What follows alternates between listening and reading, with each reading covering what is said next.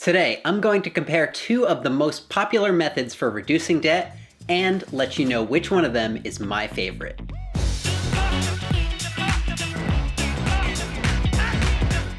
Welcome back to Practical Personal Finance. I'm Andrew Scheer, and this is where I give you the information you need to help you understand and succeed with money. Today, I'm going to compare two of the most popular methods for getting out of debt so you can decide which one is right for you. That's right, I'm talking about the Debt Snowball method and the Debt Avalanche method. If you're new here, don't be shy. Hit that subscribe button and join the conversation in the comments below. Both the Debt Snowball and the Debt Avalanche have helped millions of people, just like you and I, become 100% debt-free and begin living the life they've always dreamed of.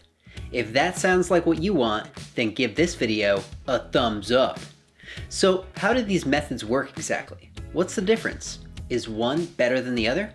I'm about to answer all of those questions and let you know which method I like best. Alright, so first let me give you a brief overview of how each of these methods actually works. First up is the Debt Snowball method.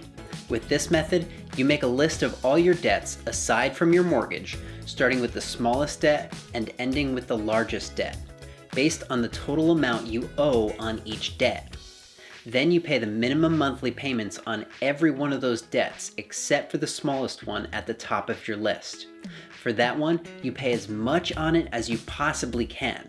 When it's paid off, you move on to the next one, and so on down your list until you're debt-free. As you pay each of your debts on the list, you'll have more and more extra money each month to dedicate towards getting the next debt paid off. It's kind of like the process of building a snowman. You start with a tiny little snowball that you're holding in your hands. When you start rolling that snowball around on the ground, it picks up more and more snow, and over time it becomes massive. Just like the massive amount of money you'll be able to pay each month toward your very last debt on the list. The Debt Avalanche method is a lot like the Debt Snowball method, but there's one very key difference. You still make a list of all your debts aside from your mortgage, but this time it's in a different order. Instead of smallest to largest based on the total balance, you start with the debt with the highest interest rate and end with the one with the lowest interest rate. Aside from that difference, the same strategy applies with minimum payments on every debt except the one at the top of your list, which in this case is the one with the highest interest rate. Just like with the Debt Snowball, as you pay off each debt, you'll have progressively more money available to dedicate to paying off the next debt. For those of you who think visually, think of an avalanche. It can start with something relatively small like a tree falling, or in the case of Mulan, a single rocket shaped like a dragon. But once it gets going and picks up steam, it's a force to be reckoned with. So as you can tell, there are a lot of similarities between the Debt Snowball method and the Debt Avalanche method.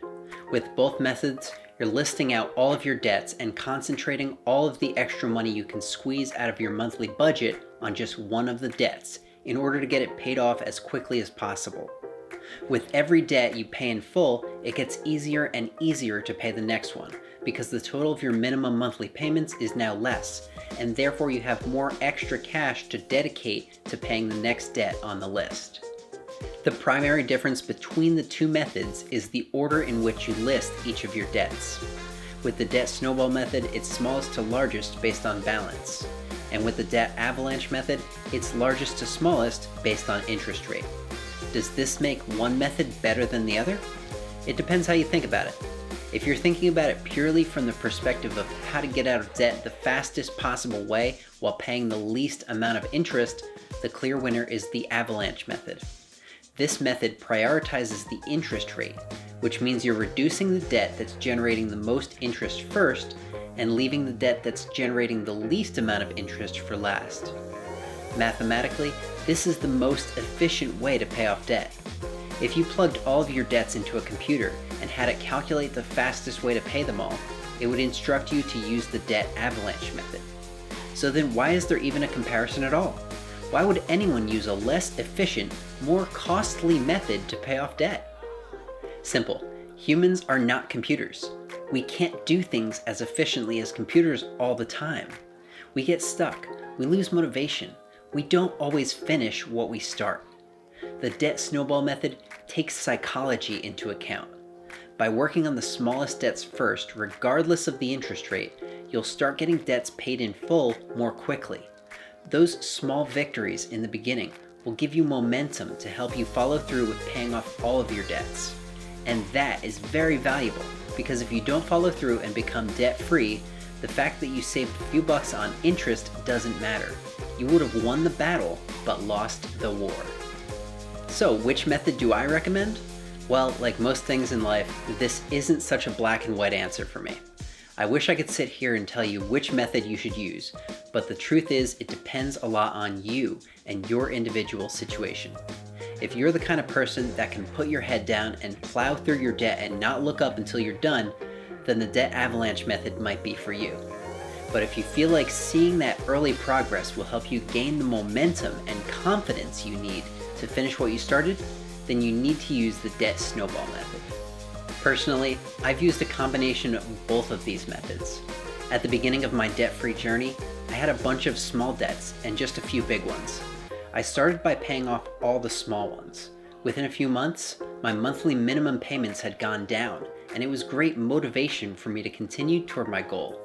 Once all of my small debts were paid and I had that momentum, I started using the Debt Avalanche method for my final 3 debts, because the debts with higher balances also had higher interest rates. I knew at that point that I was going to push through and succeed, so I let the math take over. So which method do you prefer, the Debt Snowball or the Debt Avalanche? Let me know in the comments. If you like this video, give it a thumbs up and consider supporting my channel by becoming a subscriber with notifications turned on. Thanks for watching. I'm Andrew Shear, and I'll see you next time.